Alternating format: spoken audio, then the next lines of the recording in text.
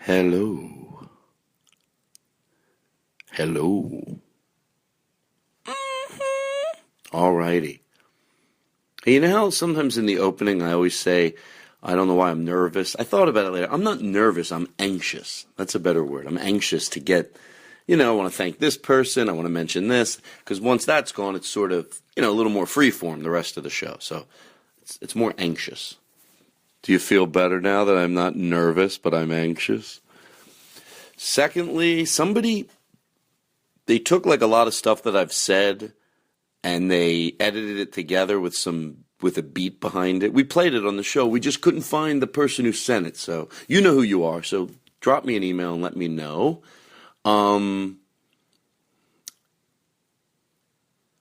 Somebody wrote me an email. I said I would address it on the next podcast, so I'm going to address it right here.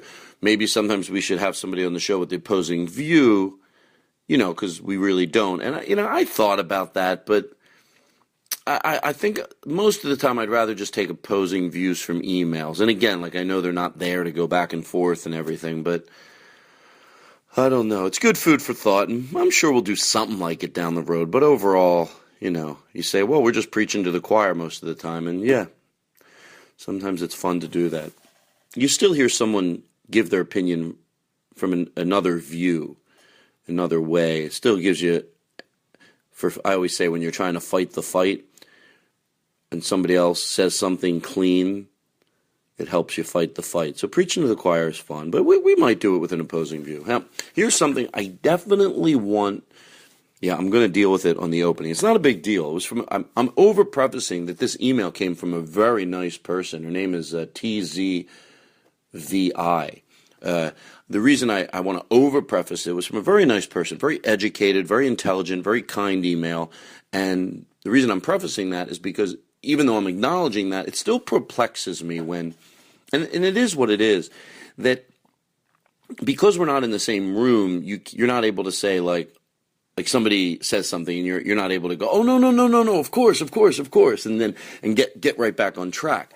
This person was agreeing with me, the brilliance of children, and it said, children represent the opposite of the experts that you so often want us to pay attention to. Now, I don't think it's one against the other. Do we listen to, and when I say experts, now I'm starting to think, I wonder when people go, what does he mean experts? Most people know, but I mean people that come to their decisions based not on fear and they just come to their opinions based on knowledge. Those type of experts. So if there was someone going, I don't know if an interracial couple has a child, how will it, because that was, 30 years ago, people said stuff like that, they probably still do, and, an expert will approach it from, hey, if two women have a child, or two men, how will that child grow up? What will happen to him in school? And then they proceed to make opinions based on fear and misinformation. An expert will base his information on facts and knowledge. Therefore, if you brought your child to a reputable therapist, he would basically be the equivalent of disbarred if he told your child that being gay was an illness or a sickness. That type of expert. And those experts would agree that children are brilliant and that we can learn so much from them. So I don't think it's one versus the other. I think an expert in that area would acknowledge children for being so open-minded and not judgmental. Now, of course, when it comes to parenting, there's things we teach our children. But and then there's things they teach us if we would just watch. So anyway, there you go. There's that. Does that make any sense? Of course it does. Change it in the middle, be more positive. Does that make sense? Of course. I don't know why. When I read it, it was like, children represent the opposite of the experts you so often want us to pay attention to. I'm curious, when she's at her house listening, does she think, why does Todd want us to pay attention to experts? Because unless you're, the bottom line is if you go to A lot of family counselors and family therapists, unless you go to a bad one, they're really great at bringing clarity to things and helping uncover things and figure people out. This is what they do. Are there quacks? Of course there are. But there's ear doctors that are bad. That doesn't mean you just don't go to an ear doctor. You go, yeah, I went to an ear doctor. He was bad. Oh, what are you going to do now? Find a good fucking ear doctor. And that's the same way with therapists. A great therapist, especially when they have street smarts mixed in with what they learned in their schooling. I mean, if you want to go to therapy, look, I know I'm going off on a tangent here. How long is this? Some therapy, I agree. It depends how deep-seated your problems are. It can take a while to untangle them. But if you really want to go to therapy and progress and move, and you go in there honest, you can do a lot of good things fairly quickly. So there you go. And by the way, I think this has more validity knowing that it's coming from someone that the majority of their life hasn't been in therapy. It's not like I go to therapy, not that I'm saying it's bad if you do, but, if I was in therapy 5 days a week for the last 20 years, you could be like, yeah, what's it doing for Todd? I'm somebody that proves you can go in there, clean some things up. I've done it with my family. I've done it in relationships. And like I've said in the past, take a 3-hour session, and then Dr. Ebert in Philadelphia, who saw our family, would, at the end of a 3-hour session, go, well, I'll see you guys in 2 years. So, anyway. All right, enjoy the show today. Graham Elwood, he's a loose cannon, all right? I can't control him.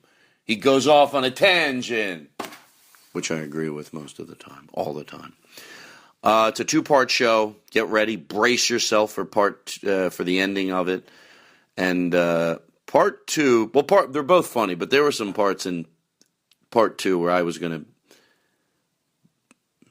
to bang a hole in the chair. You can hear me hitting it. All right, everybody. You know what to do, right? Okay. Bye. Bye. Well, hello, everybody. I'm going to get right now. We'll talk. Remind me to talk about when you reap the benefits of someone's meticulousness, you can't just complain when it isn't beneficial to you. You know what I mean? But let's talk about it now. Our Graham Elwood is our guest. Hello, Graham. Bobby Miyamoto is going to be our guest the week after next, but I asked him if he would just stop by this week because, I like to have someone riding shotgun with me. Hey, Todd. All right. Not now. But Bobby the week after next, because next week there is no show. This is a double show today. Oh, bam. Oy, Jesus. Oy, boy. Oy. So next week is a double show. This week is a double show, and then we're going to break it in 2 somewhere. We are going to break it, because that's a lot of pressure to put on the listeners. Where do we break it? We ended up listening to the whole thing. This show is like a bag of goddamn Coke. And people are like, I go, hey. I got to cover it up with the smell of coffee? Wait. That's what drug smugglers do, so dogs sniff. Oh, is that what they do? But they don't realize it now that they teach the dogs to sniff coffee. So they can't let them near like a Starbucks or something. That was like, is that what I'm in for? This is going to be a long double podcast. Oh boy.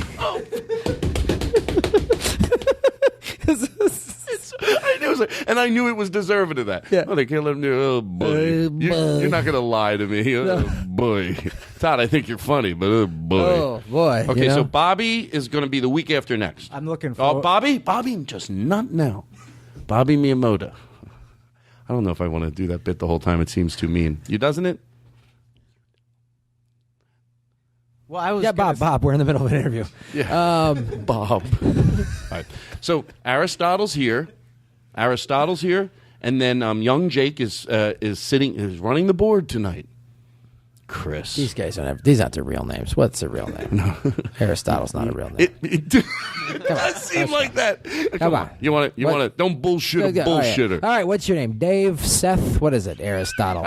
Enough with the Hollywood bullshit. You just come from a goddamn yoga class. What the fuck's your real name? Hey, look at me. I want to know your real name. All right, hold on. So then, and then Aristotle is there. I think you're going to be our guy. I like having you here. You're a good energy. Don't ever wear a tank top again. Last week you wore a tank top. Jesus. Ooh. And then Bobby will be the week after next. Do you mind if I make myself easy? Oh my God, we're in the middle of an interview with a professional. And a kid who's got a made-up name. And then the band's here. Let's start. We're gonna do a cold opening, but we want to go big.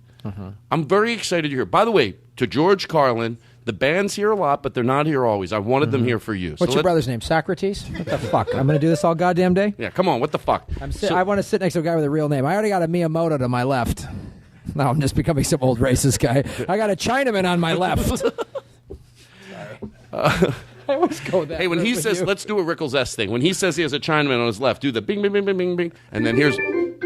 Now let's do it. Here's what Rickles did, something equivalent to this. You say it again. Do your whole line all over again. That's bad enough. I got this kid with a made-up name named Aristotle. I got a Chinaman to my left. That was good. Was that worth losing the job for? He did that with Beethoven. He goes to his son. He goes, "What are you, Beethoven?" And the it's all planned out, which is great. He goes, "Bum bum." He goes, "Bum bum bum." Whatever Beethoven did, I don't know what the fuck he did. Bum bum bum bum. And by the way, I take this brilliant musician, and I narrow it down to I don't know what the fuck he did. Yeah, what's that Beethoven asshole? How do you run around? Who's his opening act? This fuck Aristotle? Yeah, he's running around. This is a person. You'd never play Vegas. Beethoven, ladies. You'd never get booked in Vegas, kid. All right, so Graham Elwood is our guest. Graham, I was very excited you're going to be here. And we're going to play you in, then we'll do a cold opening. I don't know what these cold openings, I don't know what the fuck. And then we'll get sillier and we'll do what we want. It's going to be fun with you. I'm very excited you're here. Like I said, I don't have the band every week. I wanted them for you. So guys, are you ready? Yeah. Ladies and gentlemen, Graham Elwood is our guest.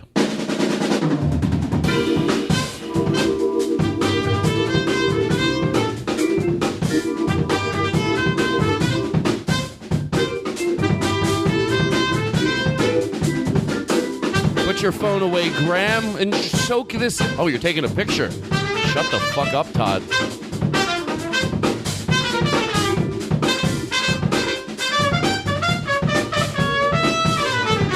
Graham Elwood, ladies and gentlemen. You ready? Watch this, Graham. Get that camera on me. Watch this. Ready? That's professional. Boom. Ladies and gentlemen, over there, always talented on keyboards, someone different this week, the very talented Mr. Dan. Yes, Adam. Adam on keyboards. There you go. Over on drums, always great, ladies and gentlemen, Johnny B. You always fuck this up. It's Martin. Martin, there you go. And over on trumpet, over on saxophone, I think it's saxophone, Eddie, everybody. Mike, it's a trumpet. I was right the first time. All right. I should have trusted my instincts. The band told me not to trust my instincts. I was right the first time. I was right the first time. So here we are. Put your phone away. You got enough pictures, Aristotle. Meanwhile, right before the show, I asked him to take pictures.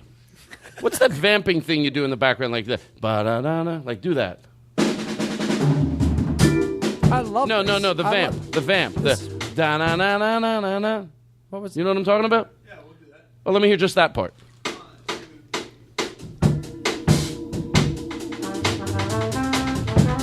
Play that the whole show. I'm just kidding. All right, so here we go. Let's by the way, to George Carlin, every week I think someone's got to think, really, Todd, every week till I get this opening, I get a little stressed out. So take a sip of my coffee, Aristotle. Pull your chair in, pull your mic closer to you. Everything's Todd, why good. do you get stressed out about doing a podcast? Like, I know you want to make it good, and you like to perform it. But the Podcast Association. This is why. The Todd Glass Show. Voted #1 by the Podcasters Association of America. That's why, Graham. who is the Podcasters Association of America? Yeah, it's a real thing. How dare you? Is this like the number one show on the Las Vegas Strip, voted by Harrah's Magazine? Is it like that kind of a thing? No. Oh my God, there's a real Podcasters Association of America. They wear blue blazers. This fan is driving me nuts. Ay, ay, ay. All right, so here's what we're going to do. By the way, what about, I hope I'm saying her name right, Teresa Schrader. She's quitting smoking, and a lot of people are talking about it. Good for you, Terry. Yeah, good old Teresa Schrader. Yeah, we've been talking about Teresa all week because she's quitting smoking. It's very hard to do. And, Teresa, we just wish you a lot of luck. We were talking about it last week. Have you ever quit? I've been trying to quit. Bobby. Oh, my God. It's like someone's yelling in my ear. Thank you. I hear it's like a gnat. I want to slap my ear. Not now. There's a time, Bobby, but not now. Okay. So, anyway, Teresa was quitting smoking. We got that. Her husband wrote me a letter, and he said, my wife likes you, but she doesn't listen to your show. Don't be offended. He goes, I just want to call her and say, honey, they're talking about you. So that's what we just did. Did you like it, Teresa? Yeah. He said you're a real whore around town. We get it. Just ruin it. He said you're whoring it up all over the New Jersey City area. He said the only reason you smoke is because you're loose. What?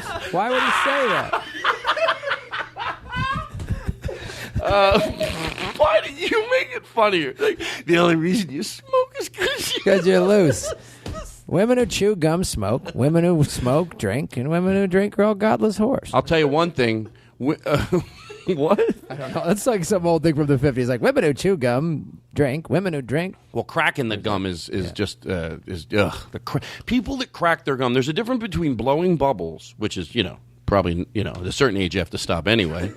But there's a difference between blowing bubbles and cracking your gum. You crack your gum. It seems like in the back and people that do it think it's just something special about it. It is so fucking. Yeah. I hate it. Hate's a strong word.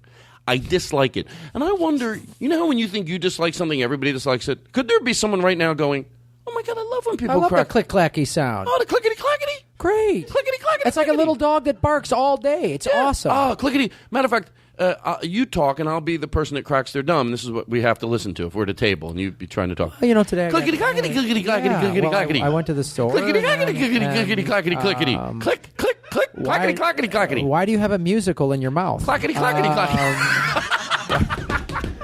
I'm trying to do it in the rhythm they do it. Sometimes it goes click, click, click, and then it's quiet for a while. I don't want to exaggerate it, so talk a little more. I'll be the cracking of the gum. So, the other day I drive. Clickety, clackety. I see this kid with the name Aristotle. Click, I'm like, click, that's click. not your real name. Get an American click, name. Click, click, click, click. And clickety, clackety, clickety, clickety. You. Clickety, clackety. You and this other clickety, kid, clickety, clackety, Robert, clickety, clickety, I don't know what clickety, called Bobby. You're almost clickety. 56 years old. Why you're going with Bobby? Bobby Miyamoto. You ever hear Bobby De Niro? That's what his friends call him. Oh, that's one of those things when you moved. I remember when I first moved to L.A. and was like, I was a road comic, so I didn't want to work on the road as much. But I was like, I got to get gigs, stay in town. I did extra work, and sitting around listening to a bunch of professional extras talk is the most draining, soul sucking, because they all think they think they work in show business. They're like, yeah, I worked on Ron's picture, and you mean Ron Howard? Do you think Ron knows who you are? Huh? Background? Can we be fair that you're not talking about, I don't know why it's my obsession, you're not talking about the people that do that are sane, which is a shit ton of them, but then there's also a delusional group. There's a delusional group. Yeah, right, there's plenty of people who are like, hey, I do extra work and make a little extra money, or if it's union extra work, they do it to qualify for their health insurance or whatever. There's a handful of them that are fucking crazy, that are like, this is, if it wasn't for extra work, they're homeless, or there's a mental imbalance or something like that. Those are the ones I'm talking about. Of course, my mom does extra work. Oh, great! And that's not what I'm talking about. I don't know. What do you mean? Well, I think you know what I'm talking about. No, I don't know what you're talking about. Well, so she does extra work. She doesn't. She does extra work, if you know what I mean. Oh, like a side job, a side job. It's like a joke. I'm just being like, because it's not. It's like, my mom, she does extra work. Like, let me make it easier. So in for the picture, I don't get it. Like in the pictures, or she just has. Hey, she sells baked goods. Let me make it easier. Oh, Roy Scovel's wife to be? Yeah. Yeah, she does extra work. If you know what I'm talking about. So she works in pictures too. She does extra work, like, you know what I mean? Like, she does a little extra work. So she has like a day job, and then she just like sells greeting cards on the side or something like that? No, I'm saying it with a sexual. She does extra work. Oh, she's a dog walker. Okay, that's all. That's great. No, that's a great side job, Todd. No, she does extra work. Oh, she runs like a little smoothie stand or something like that. Like at the beach. She does extra work. Zip. Oh, she's Michael Winslow's assistant. We'll take a break. You're listening to Graham Elwood, everybody. Here we go.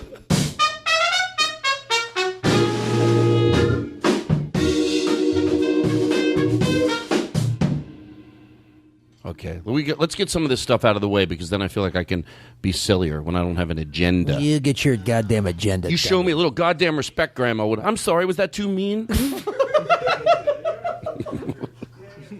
Where do you see the intro we made for you? But I want to get this all out of the way, and then we have a special intro, the Jingle Joe. All right. Oh, no. We haven't even started yet. We talked about his wife. What are you guys talking about over there? Are you shitting me? You have full-blown conversations over there? We're doing a professional podcast. I have over 20,000 downloads a year. Podcast. Podcast. Professionals will strong. Okay, we got that. I like this poem, and I'm going to read it. I like poems, too. Don't make fun of it, because it's from a very nice person. Please don't tell me I should hug. Don't tell me I should care. Don't tell me just how... By the way, will you read this seriously? Sure. Can you put a little piano music in the background? Because I want to do it justice, and I'm not the best reader. But you know what? A little softer. Can you put a little reverb in his mic? What's the person's name who sent this poem in? Shel Silverstein. All right, do it justice. Please don't tell me I should hug. Please don't tell me I should care. Don't tell me just how grand I'd feel if I just learned to share. Don't say, it's all right to cry. Be kind. Be fair. Be true. Just let me see you do it. Then I just might do it too. I like it.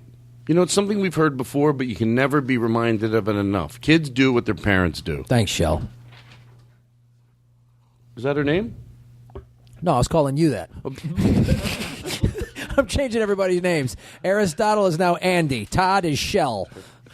Okay.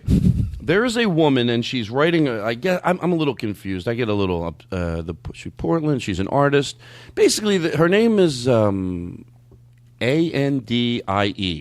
Andie. What's that? Andy. Andy. Okay. I think it's a woman. I don't know. I'm not sure. How could I be this stupid? I'm serious a little bit. I mean, I know I'm not, but like, come on, you're fucking going to do a show, and I thought I looked at it, and it's just, look. I know I'm not stupid. I know I know they're already writing their emails telling me I'm not stupid. You're not. You're fine. Didn't you read Shel's thing? Don't tell me to be the thing that I wanted you to think or whatever. How dare you use that against me? Wait. I like the band. They laugh. Look, here's the gist of it. I thought this is what she asked me a few questions. When you get angry, or I don't know, you might have something you do. I would imagine you do, because for lack of a better way, I've always known you to be pretty. You know what, I can get angry. You do get angry, but you try to be spiritual. Yes. And let me tell you something about people that mock spirituality. I get it because we hear it a lot. But no, I defend it. It just means in your life, whatever word you want to use, you make an attempt and remind yourself to just appreciate and all that stuff, and just be, whether you do it for God or you don't, whether you're here, let's be kind to each other. How about just a connection to something bigger than you? Right. If it's the ocean. Whatever that is. It could be the ocean. The ocean's bigger than you. There's just some time of yeah, right. That's all. I admire that. I need to be reminded of it. And the other day I talked about in the opening of the podcast, Graham, I have not done this in a long time, but I don't get upset with the big things in life. Everybody has their things. For me, it's like, in other words, I'm patient with so many things, and I probably get that from my dad. And but little organization, and not only clean things. I'm talking about numbers. I need things to check out. And when my money, I need it to balance out things that are going on in my day. And when things flood me with too much, or something doesn't work out, or I'm trying to cancel my cable, and they tell me you can't cancel it. And then you get on the phone. But there's no excuse. I try to take a deep breath. Last week, I lifted up my office chair, and I just busted it. I threw it down on the ground. And I knew I was having a carpenter come on Monday to do some work around the house. Like, well, that's one of the things he's going to do. Is there anything you do, like, when you get like that? Are you proud? And is there something that works sometimes where you actually are proud of yourself? Well, first of all, maybe the office chair shouldn't run its fucking yap. You know what I mean? Like, let's call it what it is. Office chair shuts its yap. Maybe office chair doesn't get fucking cracked over. How about that? Thank you. That's a good way to start. Thank you. Blame it on the office chair. Yeah, it's the Maybe office- if that office chair shut the fuck up. I wouldn't have to drink so much if you just quit hassling me. That's a real guy with a real problem. He's mad at an office. Maybe if my office chair shut the fuck up, I wouldn't have to break it. Well, okay. So is there something genuinely that you do?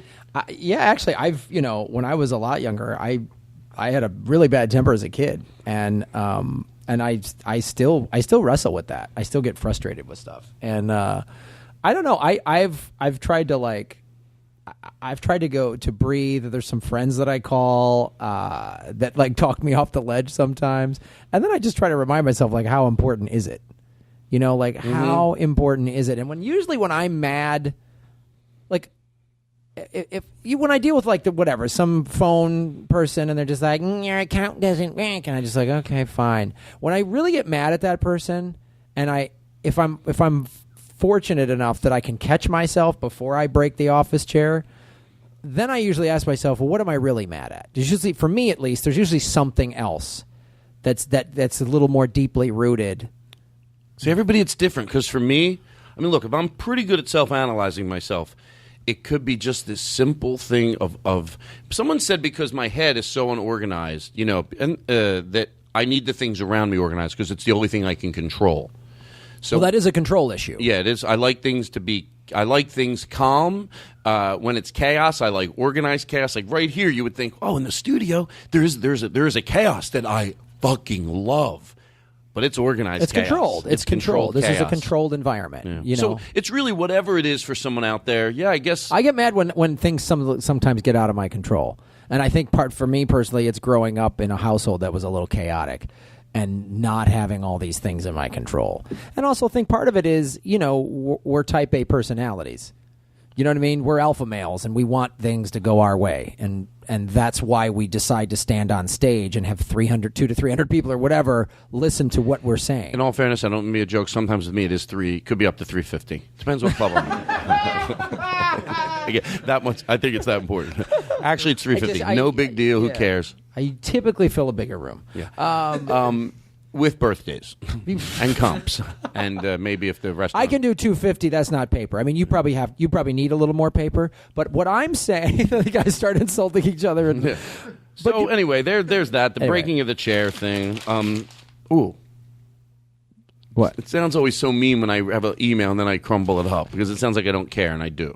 But I have to crumble it up to know it's done. But I replied to your email and I talked about it, so I don't want you to. Let me uncrumble it. Couldn't you just like draw a line through it or something and put it in the tray? I don't know. I just like to say I did it. I took care of it, and then I put it, and then I crumble it and put it in a filing cabinet. I don't want people to know I threw them out. Oh, why do I? Okay, let's move on. What I'm asking you is what you tell yourself when you need to give yourself a pep talk. Well, that maybe I will respond. Look. We talked about it. We didn't really give her any answers. Either did I. I give myself pep talks all the time. What do you say? I say, Graham, don't be a fucking idiot. You get out there and yeah, I'm the worst. I'm the worst pep talk. What if you were the worst pep talk? People buy it's like a pep talk to get you ready in the morning. It's a DVD. Play that and they buy it and they spend a lot of money. But then when they get it home and they play it, it's actually you being it's not really that. It's just guy being. And you play the So they get home. Hold on, stop. I'll be the guy. Put the headsets on. Honey, I haven't listened to this. It's the same bit every time. Hey, honey, I'm going to listen to that this pep talk motivational thing I bought last week from this guy at the thing, wherever he got it online. Okay, puts his headphones on, and then you come on. Every day of your life, you look in the mirror and are facing the eyes of a goddamn moron. Maybe today you're not as stupid as you wanted to be. Try not to be an asshole for just 5 minutes today. 5 goddamn minutes. Can you take a 5-minute reprieve from being a fucking idiot just for today? Then you can have the kind of success that other people have. But you might not get it. If you don't get it, it's not the fault of this DVD. It's because you're a goddamn failure. Track 1. But here's the guy, inner voice. That's a little. I don't know if that was. Guess. No, I'll be the guy. I'll be the guy. I don't know if that was motivating or not. I guess I'll. God, that was sort of mean. I'll listen to track 2. All right, you've gotten through track 1. You're on about your day. How are you going to conquer today? Well, I tell you how you're not going to do it. By doing the same stupid crap you've been doing. You're in a stupid position because you were born dumb. It's not your fault. God didn't like you. Your parents were stupid. You're stupid. How can you change that? I'll tell you why. Buy my next DVD on track 3. Track 3. That guy's the worst. That's it. And all he said, it's just a shell game just to get you to buy the next thing. It's all those teases. And people buy it. Yeah. People buy it. If you really want to get it, log on to the website for $20 a month. You can. Oh, great! Now I gotta fucking. You know what I was thinking? So I think we did all that. By the way, I want to thank Patrick Roddy. That stained glass window he made. No, I just totally soaked it in, even more than I did last week. He did it with the Mr. Rogers font, and there's a trolley in the background. It just everyone I show, Patrick is like that. You know what they say? Because I was going to buffer what they really said. That's the sweetest thing. You know what? That is the kind of thing that makes me love podcasting so much because of that personal connection that a fan made that and sent it to you. Like I've gotten so many amazing emails or just gifts or stuff like that. You're just like, we have a fan on Comedy Film Nerds. Her name is Sanai, and she lives in Japan. And we call her Big Fan Japan. And she's mailed us like all this cool, like she knows I study samurai sword, so she sends me all this samurai stuff. On our birthday, she sends us stuff from Japan. And we joke and call her Sandy because we're dumb Americans that can't pronounce her name correctly and all this. And she just, we have fans literally all over the world. And that someone has that skill. Like, would you ever think, oh, I want to stain glass with my podcast? You would never think to do that, and this person does that. I'm glad that you appreciate it as much as I do, because it was like I looked at it again. Well, think about it, Todd. How what if they heard me break it and throw it in the trash? Yeah, I love. Well, we're done with this. Smash. All right, hit it, and they just play music. Okay, we're done with this. The thing. Never mind. So anyway, I wanted to thank him. Todd, one time a fan. Okay, we're trying to talk. Oh my Jesus. God, Bobby, you got to use good instincts. Yeah, you got to really. Ooh, God. Send your pictures to dear old Captain Noah for my Philadelphia listeners. Send your pictures to dear old Captain Noah. Be a joy, little boy. What's this from? Send your pictures to dear old Captain Noah. You'll be a pearl, you little girl. That was the song. It was it's called the Captain Noah's Ark. And when I was growing up, I used to listen to it. It was like a kid show? Something like that? And I YouTubed it. Oh, nice. Yeah. Send your pictures. I love Philly, by the way. You've played the Helium Club, right? Not anymore. Oh. No, I love Helium. I thought about, what's this? You don't have to repeat it. What is this? I like this a lot. Makes it look like I've done something in my career.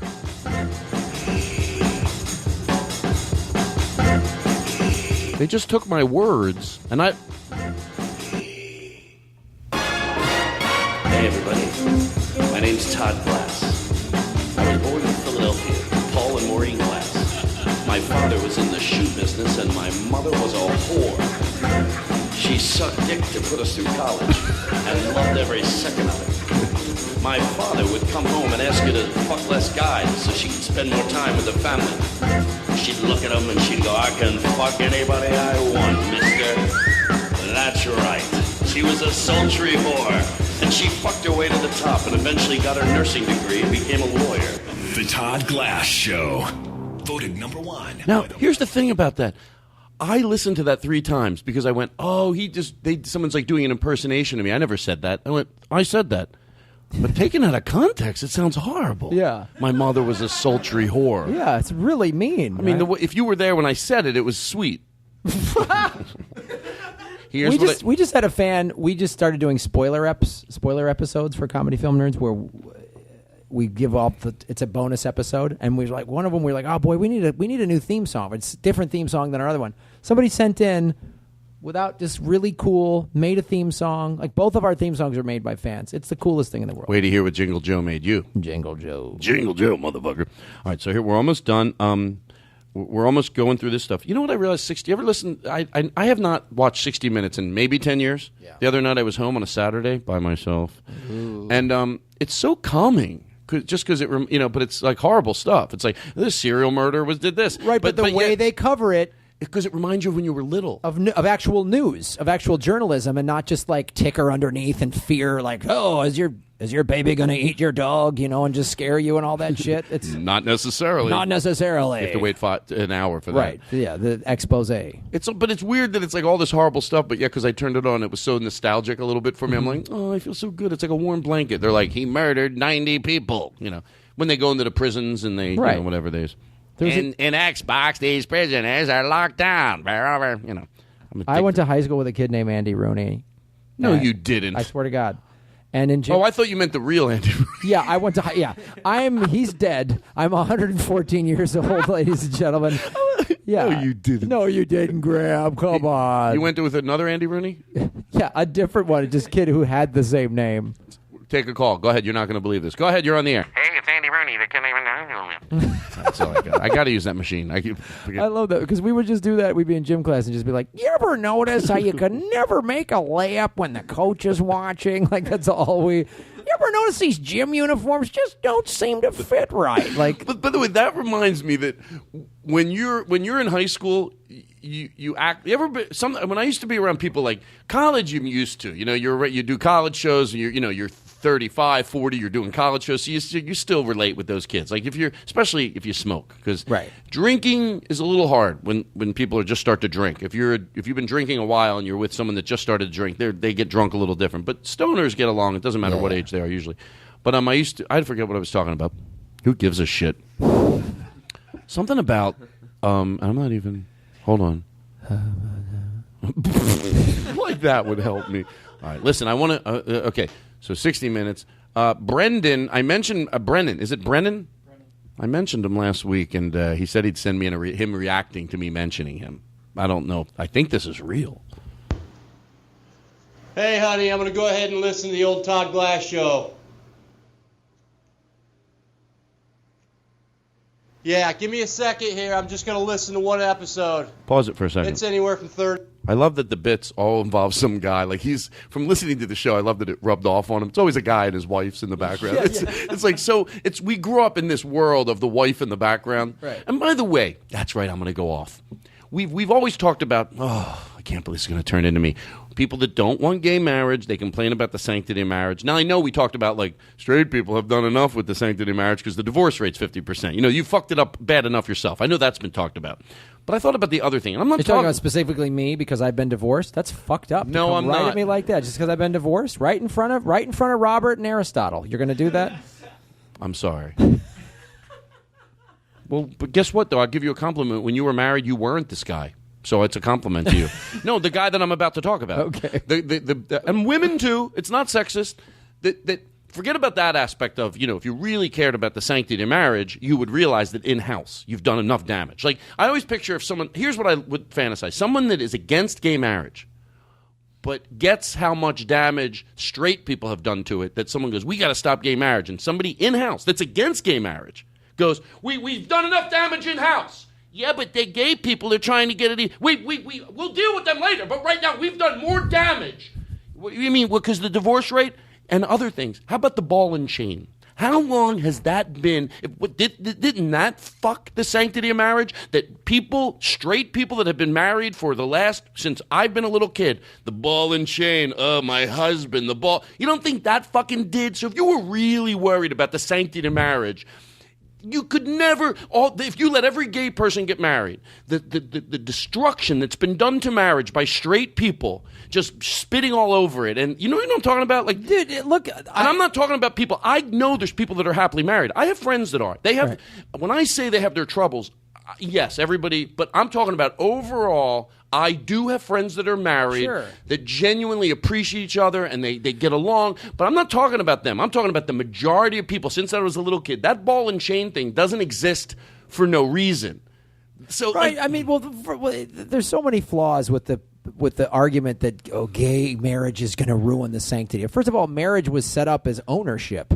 I mean, two families would join. Like I had a lot of land, you had a lot of horses, so your daughter and my son, we would arrange this marriage because it would help us, or our village needed more. You know what I mean? That's how it was hundreds of years ago. That's why marriage was started. The other thing too, it's like I get so frustrated because the Constitution of the United States is pretty clear: equal rights for everybody. Oh, but I can't have gay marriage. You know what I mean? It's like when the gun people are like, "Why? I need to have my gun." Oh, okay, then I assume right-wing gun nut that you're in favor of gay marriage. Oh no, well the Bible. Oh, the Bible that says it's a sin to mix grains. The Bible that's a translation of a translation of a translation of a related series of events. Like it breaks down at every goddamn turn. And more importantly, why the fuck do you care?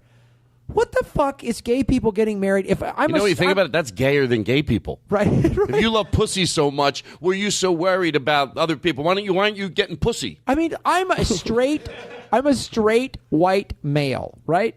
I do not care. It doesn't affect me at all if gay people are allowed to get married. All right, don't come in here with your agenda. Jesus Christ, let people have beliefs. Some people think it's wrong. Jesus Christ, look at this guy walking in front of our studio here. He's a homosexual. Okay. 3 to 3 hours. 30 minutes to 3 hours. No big deal, right? Yeah, I'll take the trash out as soon as I can, honey.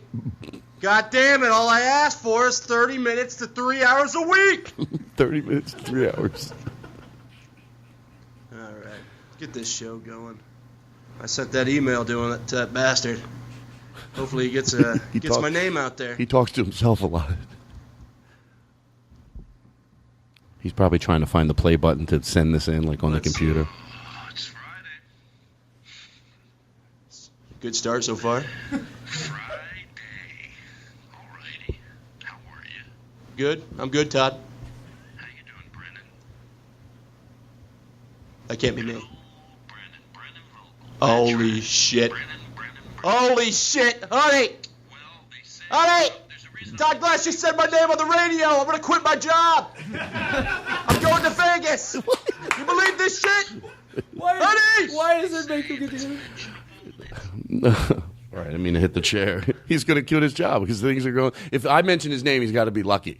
Things are going in his way. I'm going to Vegas. By the way, we're almost done this opening stuff. The typewriter thing that we do sometimes. Somebody said, "Oh, I saw a movie and that was in it." Yeah, that. By the way, that is from a Jerry Lewis movie. That just when he used to go. This. Okay, don't do that. Don't do that. Seriously, stop it. Don't do it. Seriously, don't do that. It's annoying. No, don't. It's from a Jerry Lewis movie. It is from what Jerry Lewis movie is that from? The hysterical typewriter. What's it from, really? The typewriter that saved Cleveland. I don't. All right. Well, here we go. The typewriter visits Washington. What's this? Just play. It says weird. Oh, I saw these guys open up for Pearl Jam.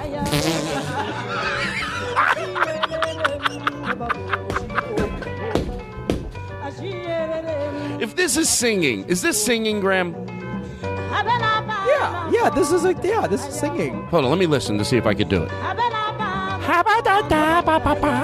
I could do that. Hold on, shut this off. Give me something. Can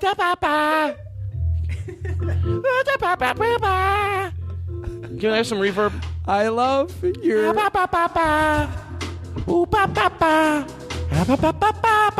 Give me some horns. That'll make it sound like when I'm not singing, throw some horns in there. It'll make it look like I know what I'm doing. You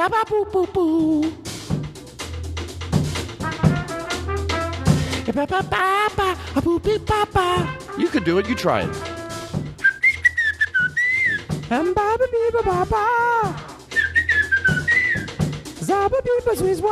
You're good.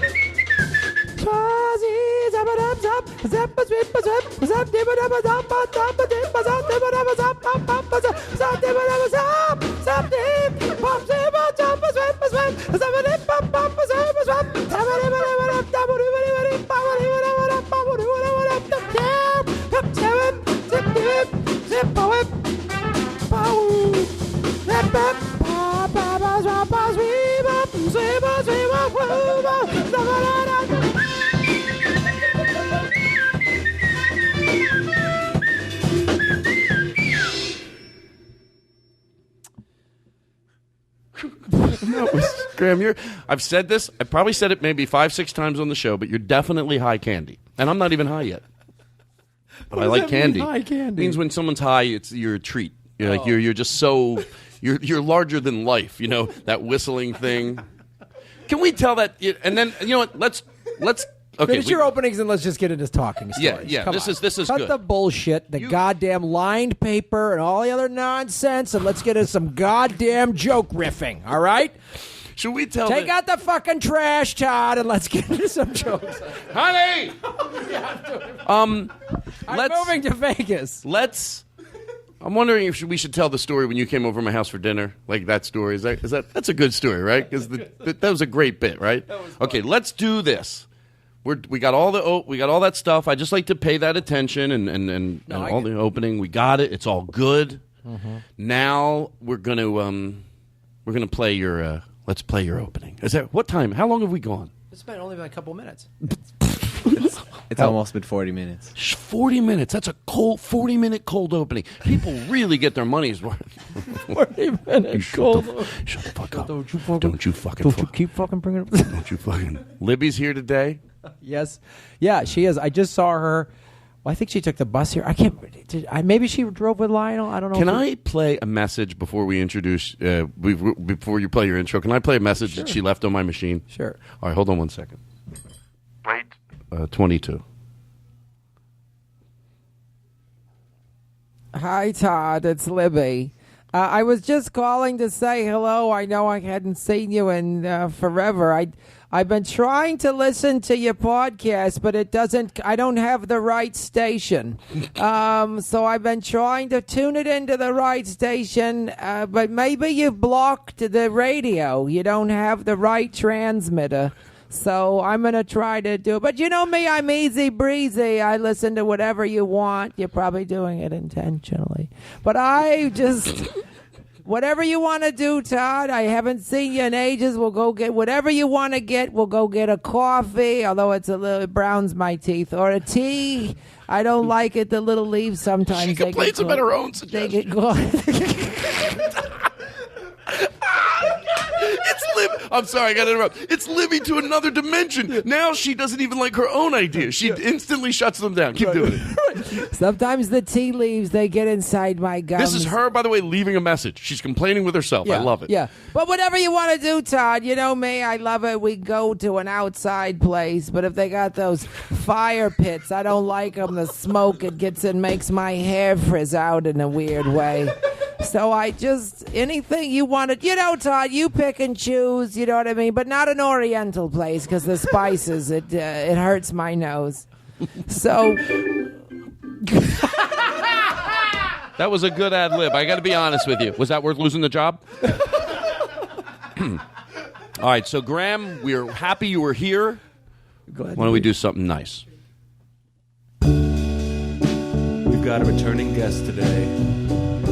You know him from Comedy Film Nerds and the LA Podfest. Ladies and gentlemen, give it up for our good friend, Graham Elwood. Graham Elwood, back on the show. You've seen him with Doug Benson on the road. Ratings will spike when he does his palm strike. This is one of my favorites he did. Graham Elwood, he's a good sport. I hope he gives us a traffic report. Last time you were on, you did traffic. Ratings will spike when he does his home strike. Here we go. If you need more Graham, check out Afghanistan. It's his documentary.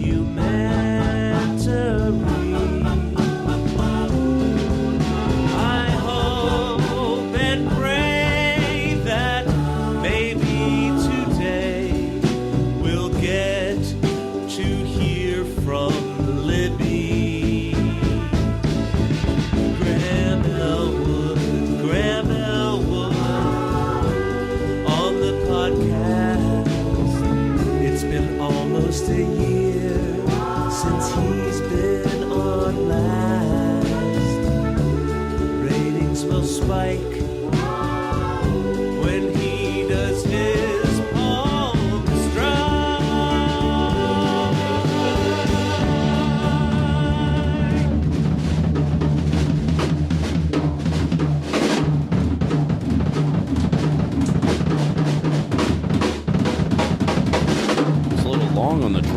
but I guess I should let him go. What's this guy's problem? That is a little long, right? It seems like a long one. The songs normally go this long, or This is he doing that song Wipeout? I don't. This is Martin on drums. This is a long. I told him when Jingle Joe's song ends, do a little bit of a drum riff, but this has gone on too long, right? See, I think it's going on too long. Most drum riffs end.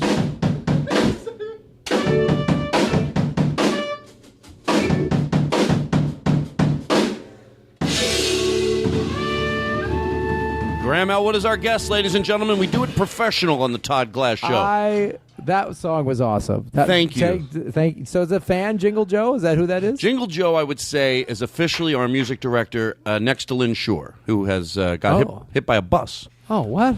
But he's fine. Guess what? After that whole big thing, Bobby Miyamoto has to leave. Halfway through that song, he looked at me. I'm going to take off. Yeah. I don't mean to be rude. Easy, Bobby. We're talking. We're doing an intro. God, we're talking about unbelievable. You. We're talking about you. That's the worst time to interrupt. It's just getting late, Todd. Here's what we're going to do. We're going to take a break, let Bobby out, and then we're going to come back. And Graham, you better be. No, I don't even like that I like it when it's a bit, but this is a good zone. I'm genuinely very happy you're here today. This 45 minutes, that's what it takes to get this goddamn thing. This is like a fucking freight train. I love this. It's a freight train that we run every week here. Does that sound like a freight train? That's what I fucking wanted. Good job. I like to be supportive. You got to be supportive. Goddamn stagecoach. What is this? Well, it's a stagecoach. Look at this guy. Play the music when this guy runs by. The guy's got a half shirt running down La Cienega Boulevard. Weirdo. Who wears a half shirt? By the way, you know when your shirts get a little too small on you, and you got to put put both arms in the shirt and you do a bump out just to. Yeah. Have you ever been a little heavier? I know you eat. I'm not making. I don't. Whoa! No, what the fuck? Nothing. I don't even want to do it. You know why? Because I admire you for taking care of yourself, and even in a bit. I don't want. Well, I was going to go. I eat. Well, I like the vegan. Have a gluten-free T-shirt.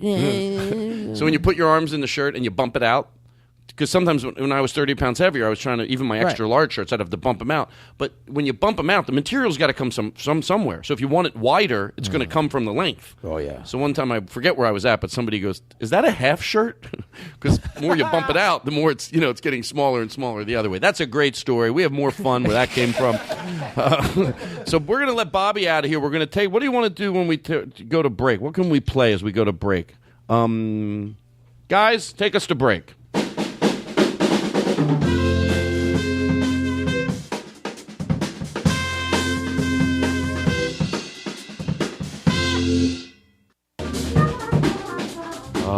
Three guys with instruments. Are these the guys? Is this the same band you had at the podcast festival last year? No, that was just Lynn, the drummer. Oh, okay.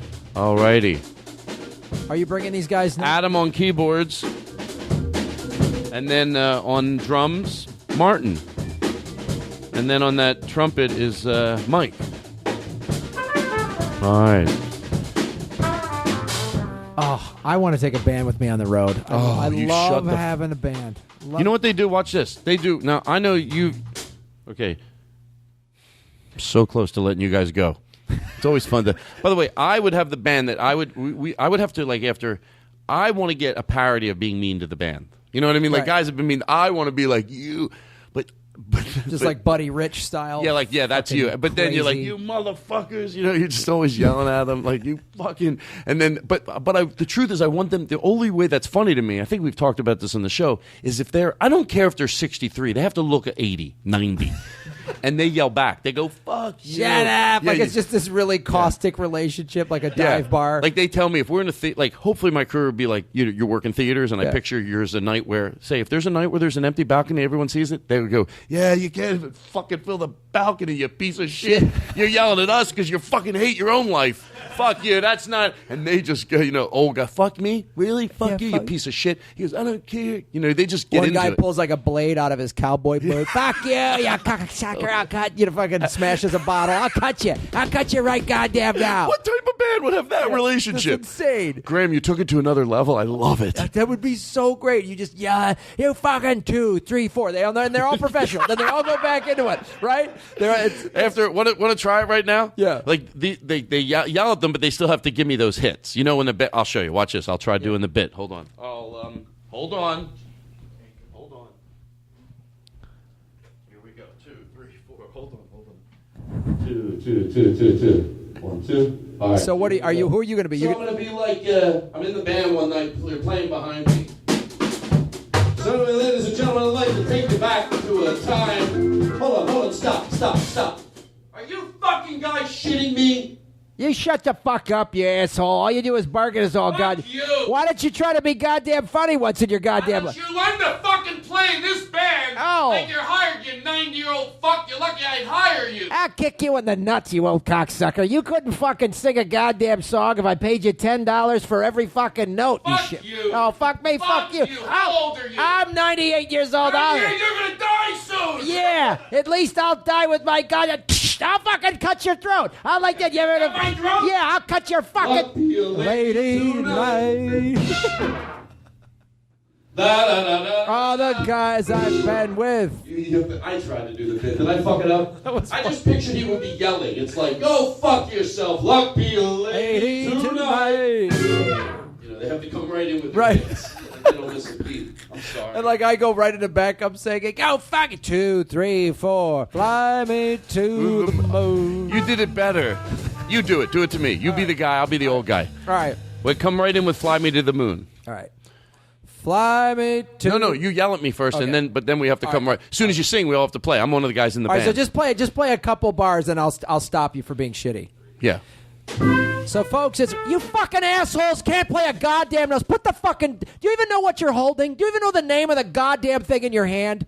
Do you even know what the fuck you're talking about? What are you holding? Named what the thing that you're holding. I'm holding. What are you talking? I'm playing saxophone. Saxophone? Really? It sounds like you got a goddamn licorice stick up. Fuck you. Oh, fuck me. Fuck you. You know what? You know what's embarrassing? That I can't invite my family to see your show because they asked me why it's not even sold out. You got a fucking family? Yeah, I thought yeah. you were raised by goddamn fucking asshole animals that shit you out. You know what I thought? You know what I thought? That if you were fucking big, you'd be working fucking bigger theaters. You're in 500 you seat cocksucker. rooms. You're fucking holding me back. Fuck you. If I had a better fucking band, fuck you. maybe I'd be in effect. Yeah. 2, 3, 4, fly me to the moon. Let me play among the ladies and gentlemen. Welcome here to the Destiny Lounge.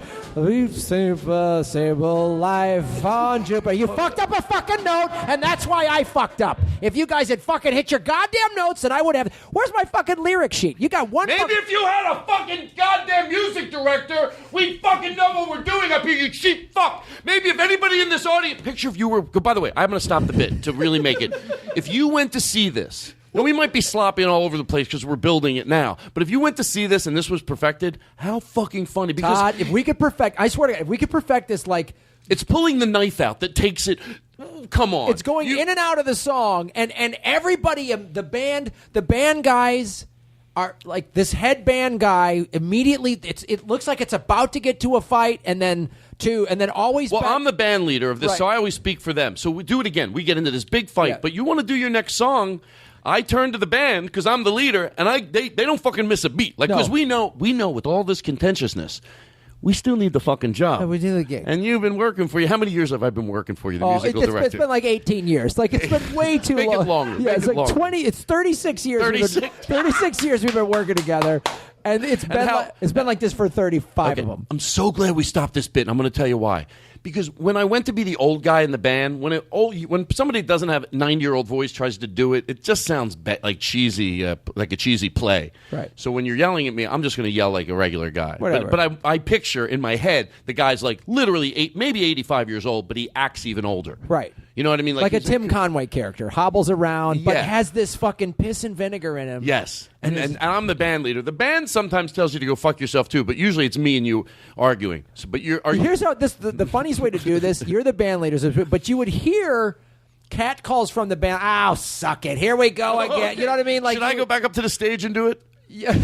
Is that funnier or not? Well, I guess we it got to doesn't hear matter. your voice, but I think these guys should hear it. off mic.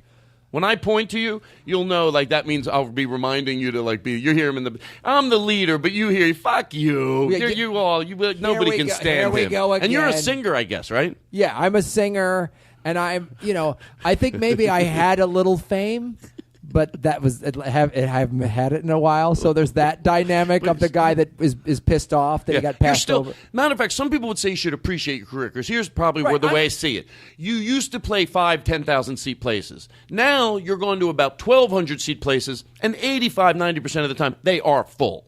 Right. But there's some nights when it's not, and these guys. Right, yeah, I'm definitely the guy that doesn't appreciate the fact that he's still in show business or anything like that, and is just a fucking raving asshole. And these guys have had 2 decades of it, and they're sick of it. Like, my big hit was like in '78. You know what I mean? And it was all roses and 78, and then things started going downhill, and I just became a fucking asshole. But we're just, all of us are, for whatever reason, in this horrible dysfunctional relationship. Like, the great thing is, none of these band guys went, oh, I don't have to work for this guy. I'm going to work somewhere else. Everyone keeps showing up for doing it. Like Well, that's why he wants, even if you, okay, God damn it, I love it. Okay, so here we go. Should I go up there, or am I do better over here? You got to be on mic. Well, I have a mic over there. All right, go it's mic. through the house. All right, go through. Okay, so we go. But I love. Okay, so you're over here. You got put reverb in his mic when he goes to sing, because there's something funny about him yelling, and then the minute he sings, there's tons of reverb in his voice. Like things get perfect quick. Yeah. Okay. I don't know if I want to stay. Oh, maybe I'll stay over here. I'm a little nervous. Why are you nervous? It's a lot of setup. That's why you're nervous. All right, here we go. I am a little bit, because I feel like, I don't know why, but I swear to God, I'm nervous. This is my own show. You're nervous Anyway. about a bit that we're doing on your show. I don't know what It's mic a they're talking podcast. to. And you know it's a podcast, right? You can't get canceled. The network isn't going to come back with notes. Okay, here we go. All right, so just start doing Fly Me. We'll be doing Fly me to the moon. Let me play among the stars. Let me see what life is like on Boom Boom Jupiter. There should have been 2 of them. There should have been fucking 2 Boom Booms. Jupiter, Boom Boom, and Mars. What the fuck was that one? You. Fuck me. You. Fuck me. Fuck you. Fuck you every night you blame us. Your sheet music. Why don't you get us good sheet music? How the fuck is it my fault that you've got fucking retarded monkeys behind you slapping I and don't God? like that word, you pile Oh, of shit. go fuck yourself. Fuck you. I don't give a shit, baby. You don't get to use verbiage like I that. don't use why? Fuck you. Oh, Why don't you- well, maybe they shouldn't be goddamn half effects. You ever think of that? You heard what I say, Maybe banging. You fucking you missed the days of working 10,000 seat rooms. You Oh, fuck. you cocksucker! Fuck you. I could play big Suck my venues. wife's dick. I could play big venues. I just don't want to. I like the intimacy of the 1,200 seat room. you. Oh. Fuck you. Oh, these cocksuckers. What the fuck are you talking about? You guys are the biggest fucking... If I had a real fucking band, maybe I'd be back in there. What's that? Oh, sorry. 2, 3, 4. Fly me to the moon. Let me... Ladies and gentlemen, I'd like to welcome this manager of the lounge here coming into the showroom. Good to see him. It's always a great night when he's here. And I want to thank my band. They're the best band in show business, you guys. I've been with these guys for a good number of years, and it's great. Tommy's the show manager. Tommy, thank you so much. He's going out on the casino floor, guys. He's going to get yourself some free chips, so you guys have a great time. How about a big round of applause for Tommy, the manager? All right, the guy that fucking writes the checks is gone. Enough here. What the fuck was that noise? Shut your goddamn mouth. Shut it. Shut it right there. Shut your mouth. I told you. Hey, do you have control of these assholes at all? Do you even know what the fuck you're doing? Listen, if you want them to play, you look over at them and you give them a cutoff sign. They don't know it's fucking you. You're supposed to look at me. What am I? What am I? fucking doing cover songs, you pile of shit. What am I doing? What am I, a fucking traffic cop? These assholes don't know how to just hear a goddamn voice inflection? Well, shut your... Hey, asshole, I don't even know your fucking name. You want to know your name? Because I don't want to know. Playing together for 30 years. What the hell? Well, okay, 30... So then you've been fucking it up for 30 years. Hey, Graham, the band has something they want to tell you. Oh, what's that? I think they're sorry. What do you want to say? Fuck you! Oh, fuck me! 2, 3, 4, fly me to the moon. Let me play amongst the stars. Ladies and gentlemen, it's always great to be in the Destiny Lounge. and playing with my favorite band. You should have seen me really trying to.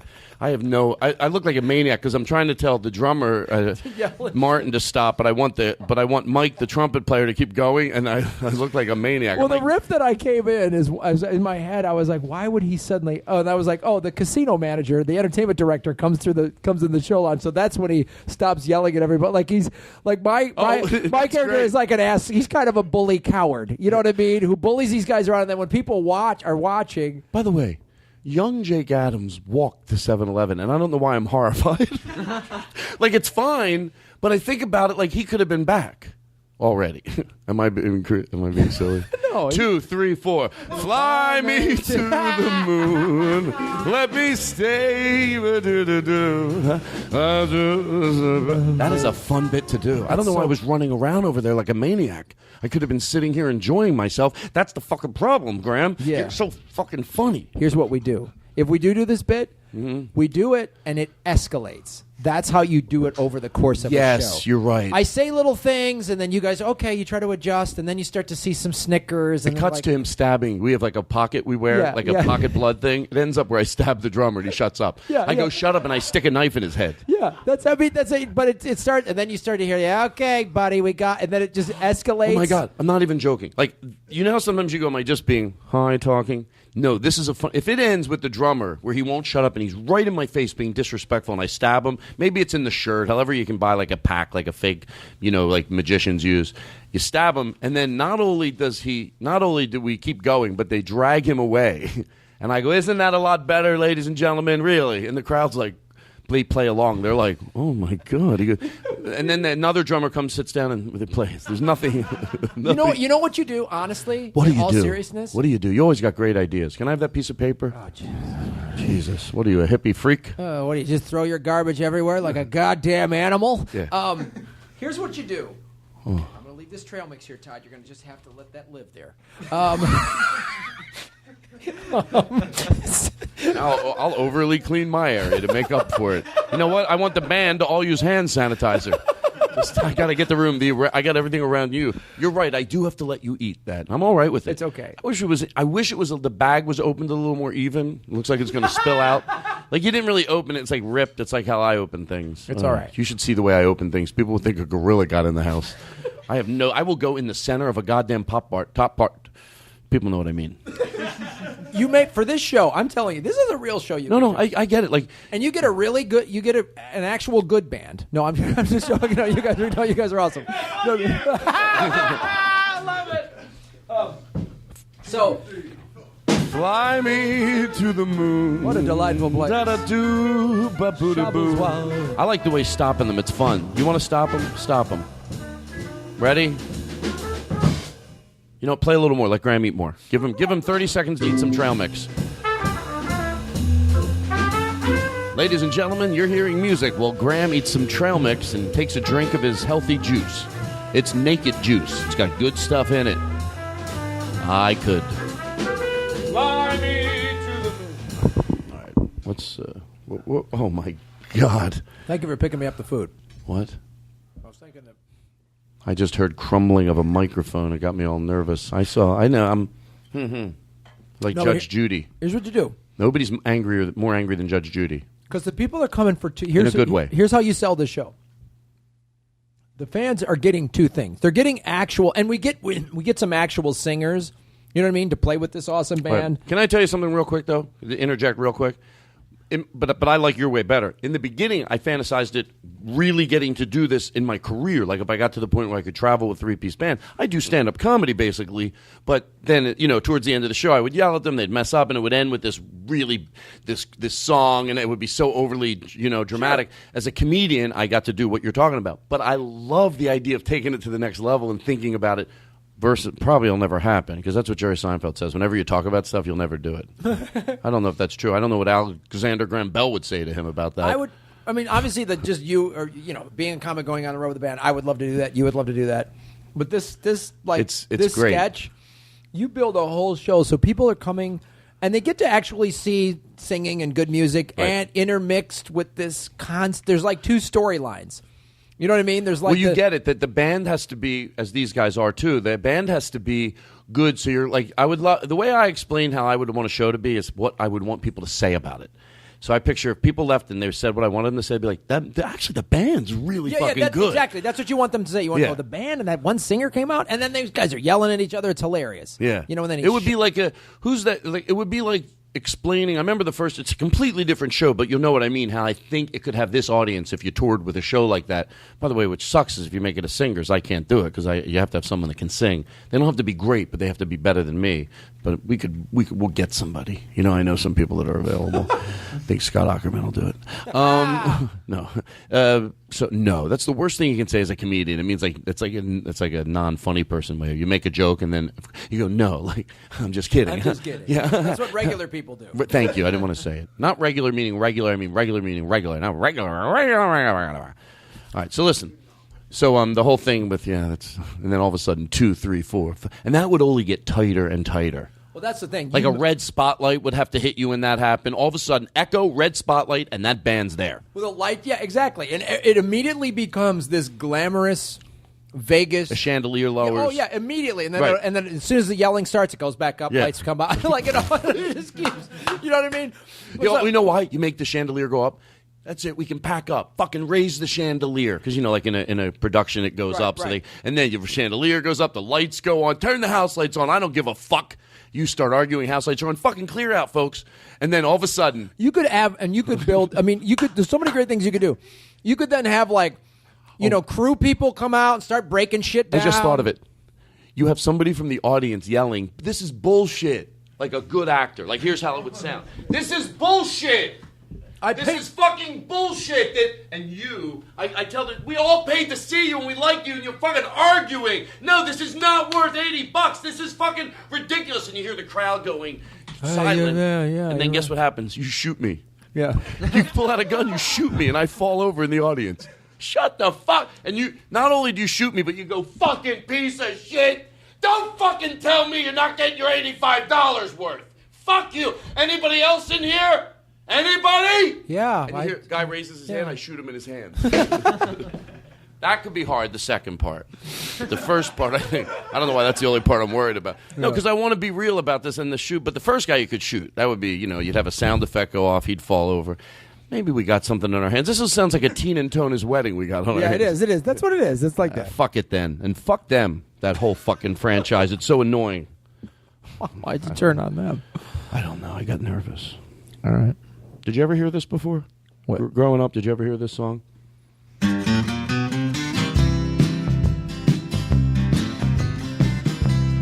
Glass, the Todd Glass Show, after Marin on Friday.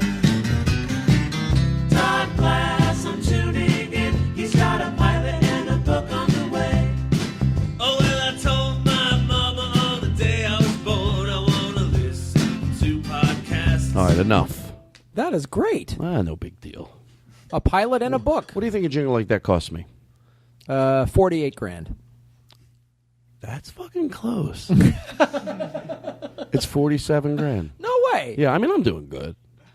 You know what you do? You want people to think you're doing good, but you don't have the typical things that would maybe show it. Like, so you live in a studio apartment in Culver City in the worst possible place you can be, and people go, "You doing all right?" You go, "Oh yeah." Like, look at this. This is like an antique time watch. It was $100,000. I don't give a fuck. I'd rather have this shit than a house. Who gives a shit? I don't care about a house. Yeah. You know that Pacer I have out there? You think of an old car? Yeah. That used to be Harrison Ford's first car. I bought it. It was $200,000. I bought it at an auction. Money went to charity. Fuck it. I'll spend money on that. People are like, oh, you should buy a home. I don't give a shit about that stuff. This toothbrush used to be John Wayne's. Yeah, John Wayne's toothbrush? Yeah. What did that cost? I shouldn't tell you because I was so stupid. It was too much. What? How much? It was $300,000. For a toothbrush? Yes. What'd your accountant say about that? He was not happy. Oh, I know how that goes. But anyway, I pull up in a Granada station wagon. Like why? If I'm doing so well, and you come back to my house, I live in a tent under the 405. I'm doing a documentary, but they're not shooting it. On who gives a shit? I told them they couldn't shoot it. I said I would do it only if they won't shoot it. Oh, do you have $1? I got to take the bus. They need the bum's money. Like there's some what? Yeah, you know what? It's like I don't want to spend my money on the bus because then it's like what? That makes no sense. So I have to give you my $1 so you can ride the bus. That doesn't. You know what I have? All right. So here I want to play this for you. We talked about this last week. Everything's good. I'm a little bit scattered, but we're going to be good. Hold on. This is a song I played last week, and this is a real song. Like, I'm trying to think. Still, I'm being serious. To George Carlin, I'm curious about this. I think he's singing it to his grandmother. No, to his mom. But it sounds like it also could be to his wife. And now I'm thinking definitely to his wife. But it's like, it's not a parody of a song. Like this is a serious song, right? So it's like, but just listen to it. Listen to what he's going to miss about his wife. Who's gonna water my plants? Who's gonna patch my pants? A fucking dry cleaner. And who's gonna give me the chance to feel brand new? All right, fade that out. Can you guys give us a little music like that? Give a reverb. Da, da, da, da, da, da. This guy's worried. Who's gonna be the guy singing? Who's gonna water the plants? What else is he worried about? Who's gonna iron my slacks? What do you think the wife? Why wouldn't I say pants and plants? Why would I go slacks? Sing a song that if your wife, someone said, your husband wrote a love song, he misses you. Do you know that? Like, you picture, like, and I'll be the woman, maybe pretending I'm listening. Someone goes, you got to turn on the radio. You know, like that happens sometimes, like people in real life. But this guy, yeah, he wrote a love song about you. He really misses you. And this is the shit that she hears. She would be like, shut the fuck up. Yeah, he wrote a love song, but it's like, this is, okay, so here we go. I put on my headsets, whatever, I'm at the gym. Should we play the actual song? No, I think it's better if we do it and make it worse. Make it meaner. Not meaner, but like, so anyway, I'm a little all over the place, but it's okay. So she is at the gym. She has her, iPhone. Oh yeah, oh my God. And she's like morbidly curious to see what the song says.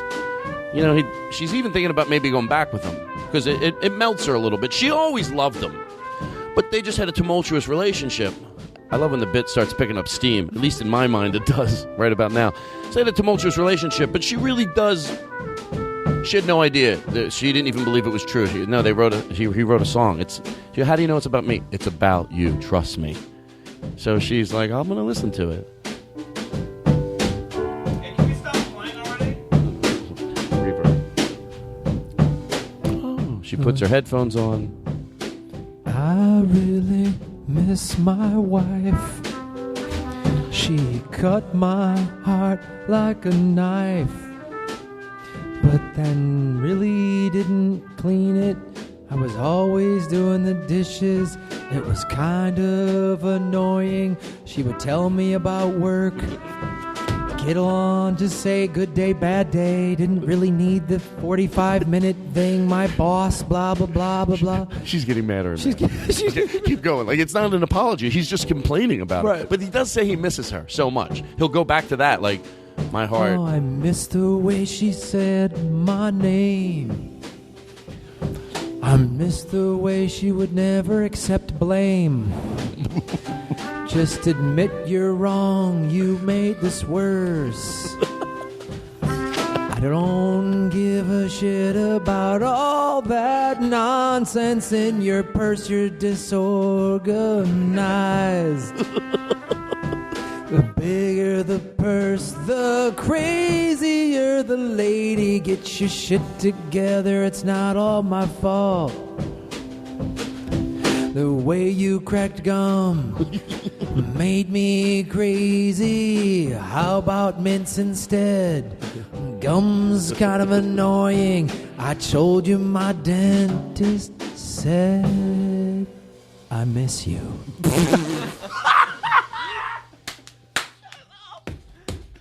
After all that. I miss you. I miss you. There's no way she's coming back. I miss you. I think she does come back. She's not too bright. They're both meant for each other. They're idiots. They end up on the Dr. Phil show. They're stupid. I had some people over the other night, and people were hungry. So I wanted to send somebody out and get some sandwiches. So no one wanted to go. For once, I actually went, which I never want to go because that's like takes forever, it seems to me, to go anywhere. Like, to be the person that has to go out and get the McFlurries. So I'm like always bribing people. Please go out and get the McFlurries. I was going to go to Subway. They all wanted to start with lettuce and tomato. I'm like, no. I'm not doing every sandwich, lettuce, tomato, olives. Are you shitting me? I said you get to pick a meat and cheese, toasted or not, and a dressing. I thought that was nice. So everyone thought I was being. You look. Is this okay? You look horrified. I sound like I was mean, but like think about it. You're going out for like it was probably like 9 people, and I was willing to go. And even if I wasn't, I wouldn't make the person go. Olive salad. So I told everyone, look, meat, cheese, and a dressing, toasted or not. Everyone thought, oh, why would I want to? I go, really? If somebody comes back with a roast beef sandwich with Swiss cheese melted on it and the bread's crunchy, Subway or not, and brought them in and said, oh, yeah, I made these. There's 10 of them. They're roast beef with... Would you eat fucking one of them? Yeah. So let's fucking make pretend it's like that. Nobody, if they were at someone's house, like even if I said you don't get to pick anything, I'm just going to bring back an array of sandwiches, and someone goes, well, I'm not going to. Really? If somebody brought in a tray of, oh, there's some turkeys with Swiss, some are toasted, some aren't. There's no lettuce, tomato on any of them. Oh, there's a roast beef with pepper jack, toasted. Right. Yeah. You find a sandwich that you like. At a big tray. So that's the way we're fucking doing it, and that's the way we did it. And that's why I wanted to tell you that story, to let you know how much fun it must be to hang out with me. I'm yelling at people all night. Maybe I didn't love you quite as often as I should have. Yes, there were times. It's another song that doesn't take responsibility. Yes, there were times I'm sure you knew. No, not that one. Maybe I didn't love you. Bring it down. That song. So the cries as good as I should. That's Elvis. Maybe I. You were always on my mind. That was. I think a few people have done that.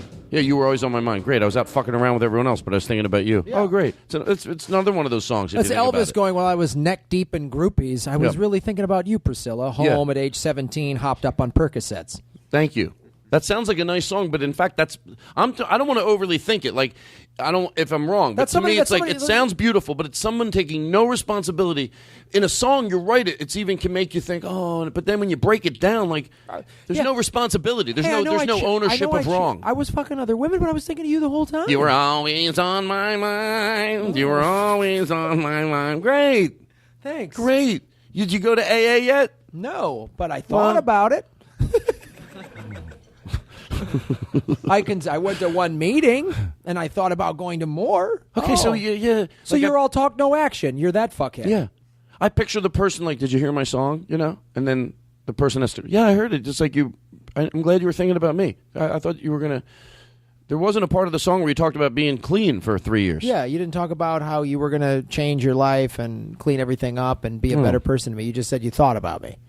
Oh. Boo-hoo. Wow, thanks. Great. Thanks a lot. Let's get back together. Yeah, let's do it. No, I want to get back together. I didn't know when you were fucking those girls you were thinking about me. I always thought you were thinking about them.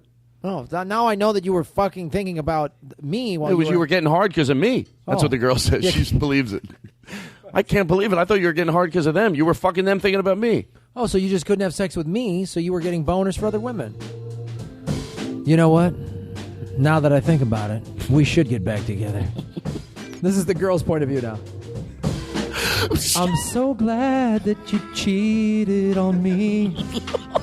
I'm so glad that you had me in your mind. While your penis was in another behind. I'm so glad that you still drink. I'm so glad that AA was stupid. Don't clean up. Don't get sober, just keep fucking other girls. I'll come over. I want to be your backup plan. This is the perfect girl that would buy his bullshit. Yeah. She hears it. She goes, she's a singer too. Yeah.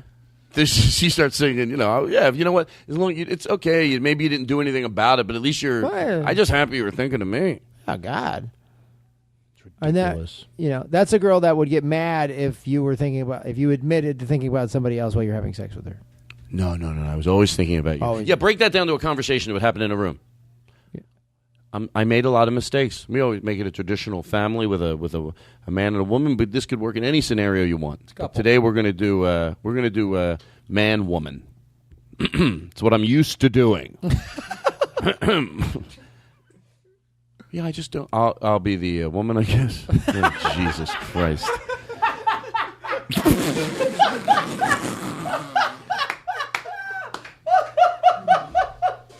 You didn't even let me offer to be the woman. You just took it. I guess I'm the woman. Then you just because you know why?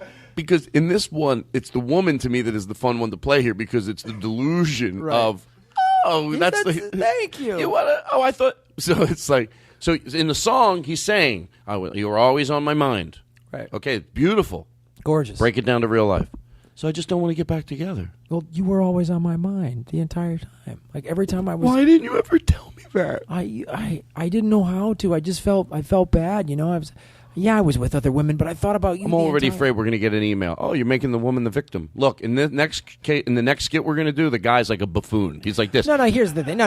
Let's make it the guy. No. Let's make it the guy. We don't need to change anything. You want to know why? Because don't yell at people, Graham. Because they're dumb. I'm very sensitive. And they're weak. No, because I know. In your and I dynamic, every time we do a riff, you're always the guy that's like, what? You know what I mean? Like, we said that on the phone that whenever Graham calls me, he'll go right into yelling. I like being the aggressor in a bit and the person that gets yelled at. And I love because most of our bits involve me going, whoa, Graham, Graham, that's not very nice. yeah, I say something horrible. Yeah. Hey. Yeah. Okay, so because if I were to actually yell at you, you're not going to go, hey, you're going to go in yell real back. life, right.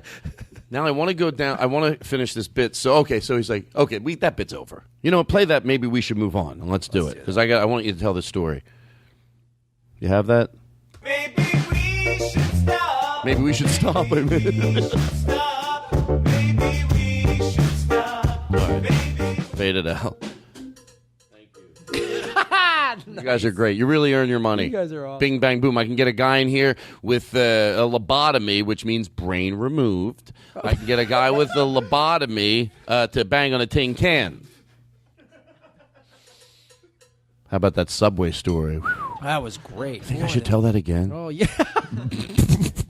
Do you think I should tell that? Blah, blah, blah, blah, blah, blah, blah, blah, blah, blah, blah. That was actually funny. Was that worth losing your job? Was that worth losing your job? Hold on, I got somewhere we're going here. Oh, this is the story I wanted you to tell. I think it's you always a long time ago when Sarah was dating Jimmy Kimmel. I had a dinner at my house, and it was so perfect because it's like you had to be in company with people that knew it was a bit. Like, do you do this bit? You don't want to be like. But the bit became, which Graham was doing a bit for a while. He was acting like my manager, and everybody knew it. Like Dave Rath knew it. Sarah knew the bit because we had done it. I think at some shows where you would, in the middle of my show at the UCBA, Graham would start yelling at me from backstage. You know, like, I got people. Yeah, do the thing. I got Discovery Kids in the audience. Get out there and be fucking funny. In the middle of my set, and I would play the victim, and I'd go, oh my! One time I flipped out on you. I started going, Graham, I'm in the middle of a set. You can't do this. I got people from the Animal Planet here to see you. Do something. So the bit became at the house that you were my manager, and I said, do not when Jimmy's there. It was a great bit because it actually, that we knew it would come to fruition the night that we had the dinner. So a few nights ago, the joke became like, you're my manager, you show up, and I go, do not embarrass me in front of Jimmy. I don't want you to try to talk about getting me on that show, I swear. And you're like, I don't. You tell me you won't. And then the night of the dinner. Yeah, I'm just forcing you to perform like a goddamn trained poodle. Yeah, I go, I can't be funny in front of, stop doing this to me. It's embarrassing. Do the thing where you were like dance and started. I go, there's no music for me to dance to. And you started doing this. Well, this is what, yeah. Am I setting this up right? You're setting it up right. Okay. So everyone, everyone's at the dinner party. Everyone's laughing at it. But I'm like, you got to be fucking funny. I need you on Jimmy Kimmel. And by the way, when we would have these arguments over in the corner, that's what I love about that group is that everyone knows they assume the position where you act like you're eating and you're uncomfortable. We hear you. So everyone was at the table like, in other words, that you're yelling at me at the corner. They hear us, but we're playing the role of, this is embarrassing. Did I say anything? Yeah, and I think I'm yelling at you quietly enough that no one can hear me. Exactly. But you're so fucking loud. I'm a crazy asshole. So show people what they heard that night. Look, I got this is a Jimmy Kimmel dinner. You better. It's not a Jimmy Kimmel dinner. This is an audition. It's not. You're making me fucking nervous. I'm gonna get you. Want to get on fucking TV? You want to be on TV? You want to get out there and you better fucking perform. Start dancing. Start dancing. No, stop that! Stop that! No, the great thing about the character, I though, started is dancing. you started dancing, Todd, and he starts going, and he's dancing. And oh, my God, it was fucking hilarious. I started dancing, and then you go, now go out on that goddamn patio, because there's a glass window. Yeah. So you go out on that patio, and I'll fucking start whistling and fucking dance, and you push me. For some reason, I start doing it, and you start flipping the light on and off on the patio. So everyone's inside eating. I'm dancing. You're whistling. Do the whistling and picturing the light. And then Todd, my favorite part about your character was eventually you would acquiesce. You'd always go, all right, I guess this is what I got to do to be famous. Because I'm always nervous that you might be right. Yeah. Like, I told you once, I go, we would do the bit before a show. I'd, like, be at the Melrose Improv, and I would be like, sometimes the crowd got it, sometimes they didn't. It didn't matter, you know? So, but it was always fun to explain it to the audience, and then they're in on it. So 2 minutes later, I'm doing my show, and this would be the worst fucking manager in the world. Ever. Here's what he does. Just walks through the room doing the whistle, like trying to get people's energy up. Because you know you have people in the audience. So I'm going to act like I'm doing my set, okay? Here we go. And this, by the way, this is what Graham really did. This is what Graham really did. So anyway, I'll just do some fake bit, you know. Anyway, I grew up in Philadelphia, and, there were Wawas there, and I always liked the Come on, everybody, having fun. Woo, Wawa. So anyway, when I first moved out to California, there were Wawas. Sing! What are you doing? Sing! I'm whistling to get I'm pumping the crowd. I'm in the middle of a bit. Your bit's going nowhere. You were killing the energy in the room. Let's dance it up.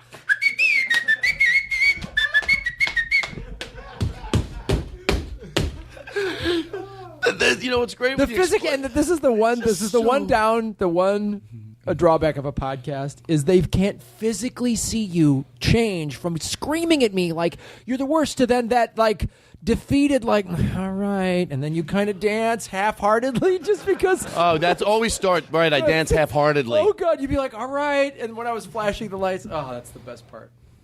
That's true. It's good fun. The happier we'll be. For your friends and my friends and my friends and your friends. This is my niece. Isn't she good? Yes. You like her? Yes. She loves to sing this song. Isn't she good?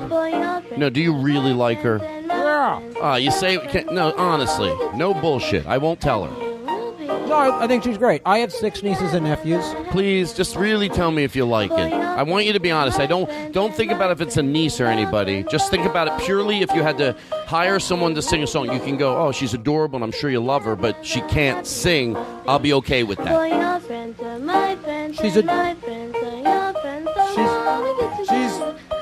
She's got a voice that. No, tell if I me wanted the to truth. scratch out my fucking eyeballs. Oh, she's here. Oh, no. Oh, you're the meanest person. Oh, I'm sorry, little girl. Okay, I got to play this for you. It's worth letting it breathe. Is everything good? We're all happy? Yeah. That band's got to leave at 9:30. Oh, by the way, this is the last part of the first show. It's over. Oh, just like that. Yeah, that's where we did it, right there. You think that's fair to do it right there? there? Go to GrahamElwood.com. I feel like it's not fair to do it right. I feel like it's not fair to do it right where we did it, but I think it's okay to do it right now. All right. Because otherwise we're never going to know where to... How long has it been so far? An hour and a half. Oh, they look at you. You want more, don't you? Of course. I want more, but I get to do part 2. They don't get part 2 till next week. Oh, well, too bad, you assholes. Be nice to people. I'm going to give you a second to oh, by the way, you want to do this bit? Like, you're horrible at it. I asked you to run the mic for a little while because I got to go to the bathroom, and you're overly confident. But when I leave, you're just horrible. Okay. You can't say it. When I come back, I love explaining the bit. When I come back, I ask you how it went. You say you did great, and they lie for you. Okay. They all lie for you. It's just, I love it every time. Here we go. Hey, Graham, could you do me a favor? I got to go to the bathroom. Well, you have your own podcast. Sure. Yeah. So do you mind running things for me and just let me pee really quick? Because I want to give the audience on the first part of the show, I want to give them a little more. I figure if I go to the bathroom, I take a break when you can be in control for a few minutes. That sounds right. All right, thank you. You sure you're comfortable? Todd, I've done 170 episodes of Comedy Film Nerds. I know how to run a podcast. Okay. Okay, cool. Thank you so much. Sure. And you guys, I want you to help him out and be very nice to him, okay? There we go. I'll be right back. You sure? Yeah, I got it. Okay. I'm sorry. No problem. I'm overthinking it. So, coming up, I can't read his writing. Shit. What's Libby? I don't know what any of this. Do you guys? Do we take a caller or like? Do we too sweet?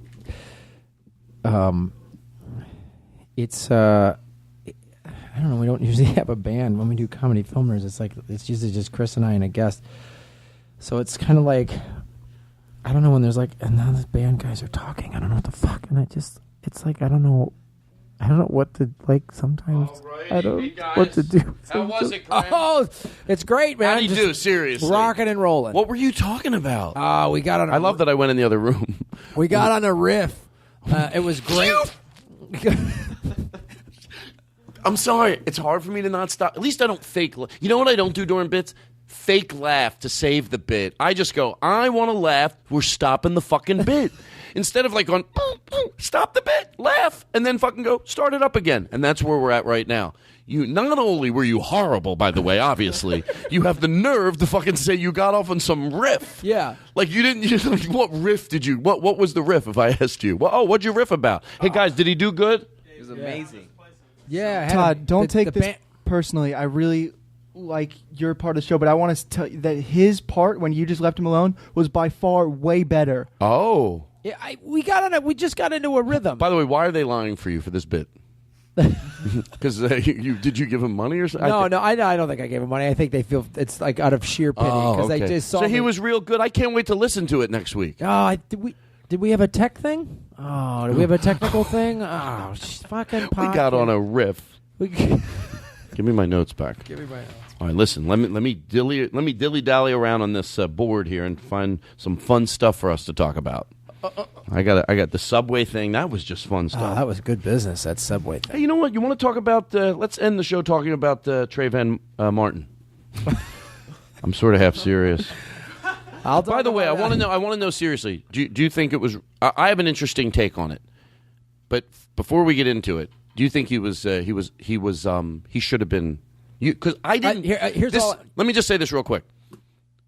I think it's all right to talk about what I know about because I'm not on the jury. But if somebody educated goes, Todd, he was guilty, I believe in my heart, but could go, here's why he got voted innocent. That's what I need to hear. But do you think he was innocent or guilty? I think he was guilty. I think Zimmerman was guilty. Here's that and then I'll go, and then I will let you then go because I want to get it out of my head. And you watched a lot of the trial? A fair amount. Okay. This is just me and you talking. I'm not saying, if I was the juror, whatever. I had this weird fantasy of being sort of the lawyer and going, no, by the way, I could be crazy, or someone could go, that's a good point. He had a Crown Vic. Now, if that's true, a Crown Vic, which is a cop car, would I want a Crown Vic? Yeah. Yeah, I fantasized about that. Yeah, I've seen people get the old ones. I had a friend that had an old Crown Vic back in Philadelphia, and we drive around when we were younger. But there's two types of people. So anyway, I pictured being a lawyer saying he had a Crown Vic, right? Now, everybody that has a Crown Vic is not a fucking killer or is a sociopath. There are people that have them and, they tell a story. Yeah, I used to have it. It was fun. Okay. But at what point do you start getting suspicious and go, hey, if it's a Crown Vic, it's no big deal, right? That's I picture talking to a jury. He wanted to be a cop, right? He's on town watch. He has a gun. And he's bought a Crown Vic. Now, he either bought that Crown Vic for two reasons, and it's only fair to say both. Coincidence. Not aware it was a cop car. People drive Crown Vics. I've seen my uncle used to have a Crown Vic. He didn't drive around like he thought he was a cop. Matter of fact, he didn't even know it was a cop. Often we used to say, Uncle Harry, you have a Crown Vic. You want to be a cop? He goes, what, are they cop? It's either that's a possibility. But does it sound feasible? Or does it sound like someone that desperately wanted to be a cop? That he wanted to be a cop, he's carrying around a gun, and if it's not the part where he just coincidentally had a Crown Vic, he purposely bought it to look like a cop. Now, we don't know what happened that night, and we never will. But we know 4 things amongst 100 others that we're going to learn during this proceeding. He wanted to be a cop, he's got a gun, he joined Town Watch, and he's driving around in a Crown Vic. Gun to your head, jury. Gun to your child's head. Is that a sane person or someone that's got a chip on their shoulder? Here's why I think he's guilty, which to me backs up everything you just said. All I needed to hear was when the shooting happened a year ago. The 911 call. Hi, I'm Town Watch. I see a suspicious person. Okay, police are on their way. Do not follow him. And what does he do? He follows him. This is me and Martin talked about. That's all I needed to hear. I got to know that this guy wanted to get into some shit. I got to interrupt you real quick because I hope you know this fact. I heard that he said, because to me, I agreed with you. I said, on that alone, cops look, I know not all cops aren't great either, but when cops have pepper spray, they have to take the pepper spray. So they know what they're doing to somebody. They go to like a 12 to 16 week, essentially a boot camp, where they're in classroom half the time learning about the law. They get tasered, so they know when they taser somebody what that's doing. They know what it feels like. Oh, taser's a great point. They have all these non-lethal weapons that they're using now: beanbag guns, tasers, pepper spray, whatever. So that lethal force is the last thing that and they're trained. Okay, so here's my question. How is this fucking Zimmerman guy trained? Here's my question. So I thought, on that alone, you know, when you're sitting home, you're allowed to, all taken into consideration, you go, I haven't seen everything, and you ask friends, hey, here's something I asked somebody, and I haven't gotten an answer yet. Whether it's true or not, I don't think it is. But at least if he lied, I understand. Someone said that he said in court that he was not in other words, he did back off, but then Trayvon Martin, am I saying his name right? Trayvon, yeah. Trayvon Martin came to him. Was that discussed? Because if that's the lie he made, then I sort of, if people believe it. But do you know whether that's true or not? Because there's an answer to this question, like whether what happened in court. Did they say Trey approached him, or did he approach Trey? As far as what I understood, he approached Trayvon Martin. So if that's true, and we have to underline that 100 times, and no one ever negated that in court. Like if the whole time in court they go, no, he did pursue him, then that's what I don't understand. And I know it's weird. We have a podcast. We should have found this out before we did it. But you know what? This is the way it happens. You get busy sometimes, and even though that story's in the news, you go, I haven't really watched every detail. Mm-hmm. So underline 100 times, if that is true. And by the way, I want to make myself really clear. Even if he said Trey approached him, I still don't believe it. But at least he made that lie. I could guess why the jurors thought that. But if he did approach him, I was with you for the last week going, they tell you not to. If you don't remember what it says in the handbook, again, you picture you're a lawyer. If you don't, and it's in the handbook in black ink, you do not approach people. I've done a lot of cop ride-alongs. I've always known that. They're not supposed to approach people. They don't approach people. If you forgot that it was in the book right here and have it up on the big screen, you might remember them telling him, do not approach him. So on that alone, guess what? You fucking lose. That's how important it is when you're on Town Watch and you fucking get it. That's the lesson you're going to learn, that we will never know what happened that night. But we know one thing for sure. Hey, we don't know, I would think as a judge. We don't know if that kid, if Trey shot you or you shot him or what happened. But we know one thing for sure, and it doesn't weigh good on you. You were told not to approach him for this reason.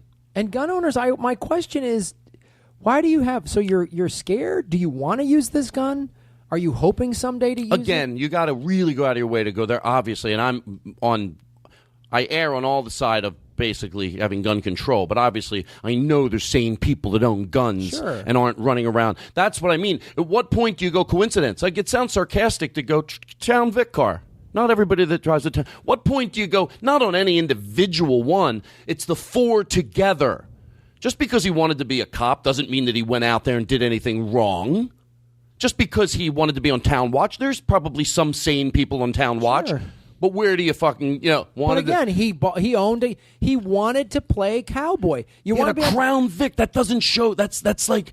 He called the cops, did his job. Your job as Town Watch is now over. Let the professionals come in and don't pursue this guy. And it's not. And Trayvon Martin didn't turn and run at him. And I had no other choice. Bullshit. His story started to change after he got arrested and got lawyers that said, "Whoa, easy." Like it's all bullshit. And it's. I'm so tired of this. And I just can't even. The pro gun people. I'm sick of it. The NRA.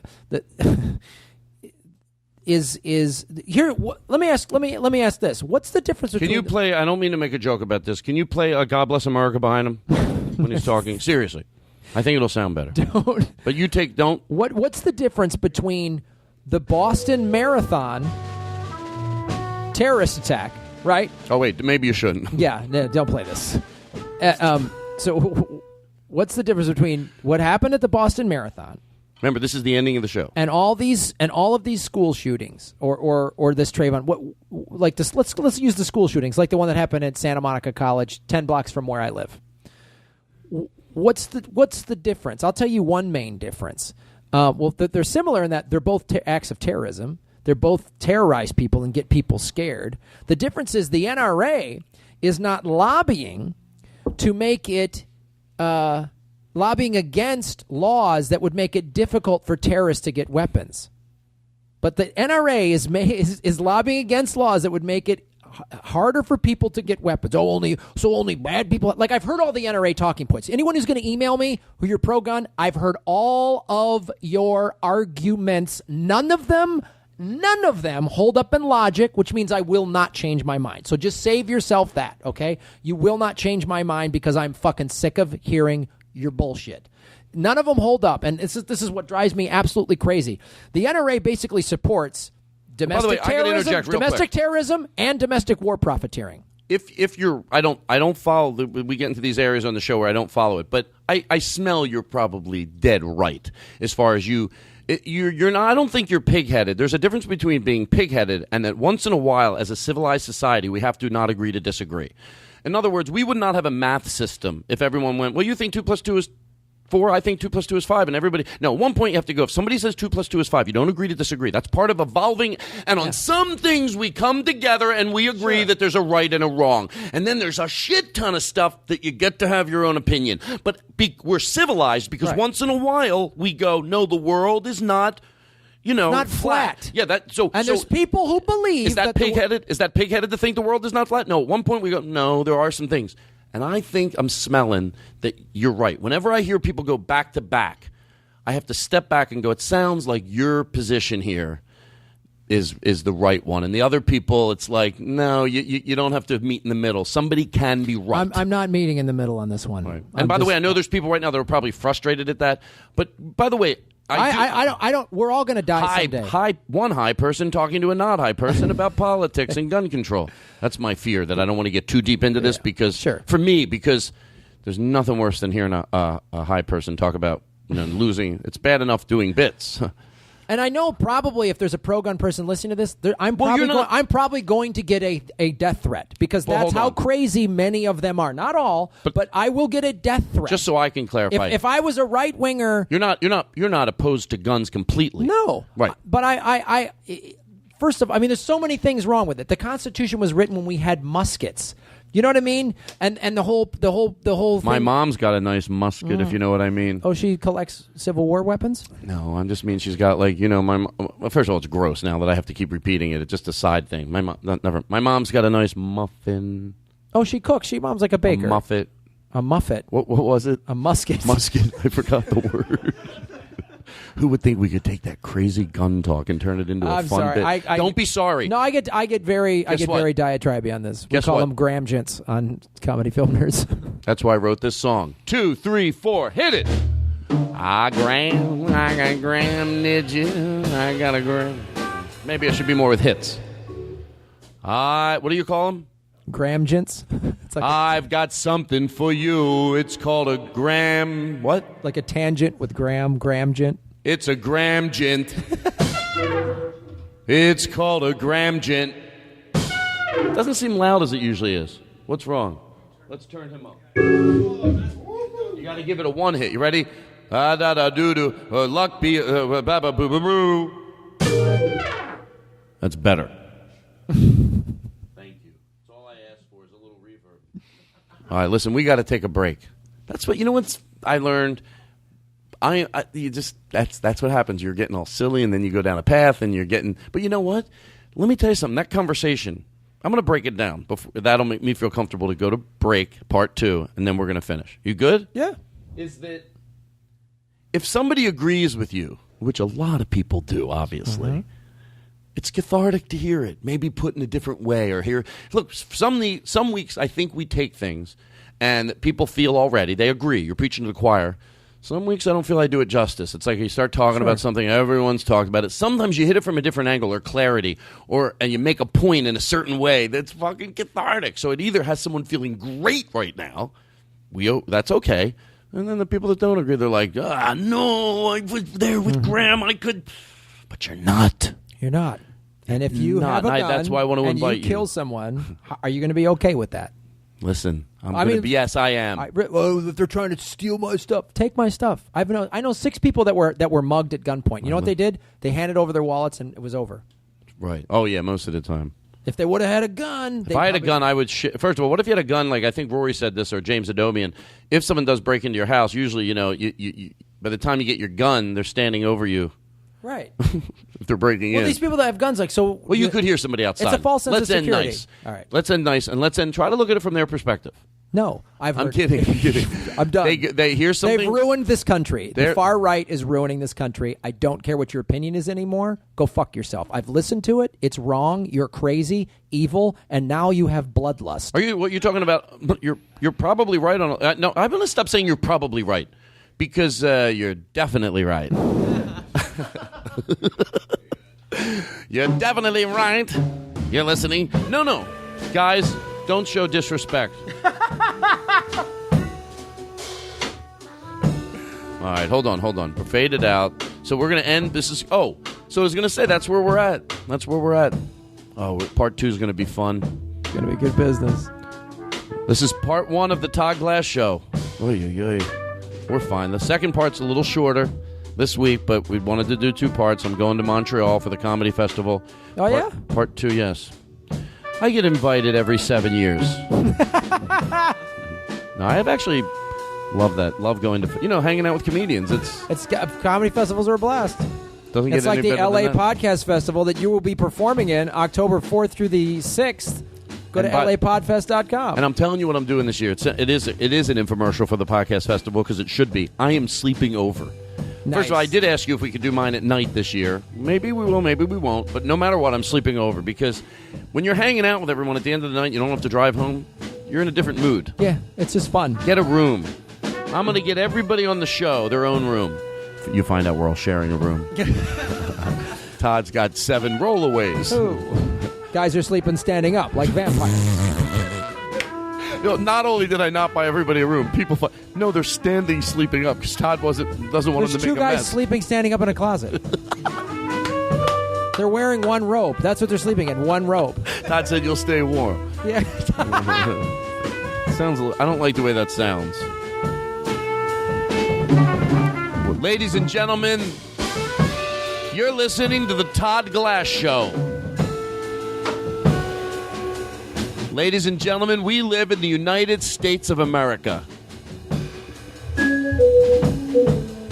We're the best country you could live in. And we're gone. This is the end of part 1. The United States of America. I don't know. Have you ever been to Australia?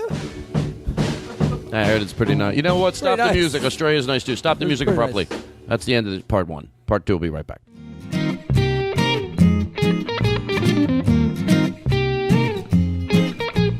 Next time you're here with headphones in your ear, there's a lot of show left, so stay right here. Hey, it's Todd Glass. Hey, I have an idea. Why don't you, I hate to be pushy, why don't you go visit my website, toddglass.com, all right? There's something special there waiting for you. 'Cause we've got Todd Glass, we've got Todd Glass, we've got high on the mic with reverb glass. So anytime you're getting low, instead of letting go, sit and let the time pass. Hey, here comes another Todd Glass Show. Hey, here comes another Todd Glass Show.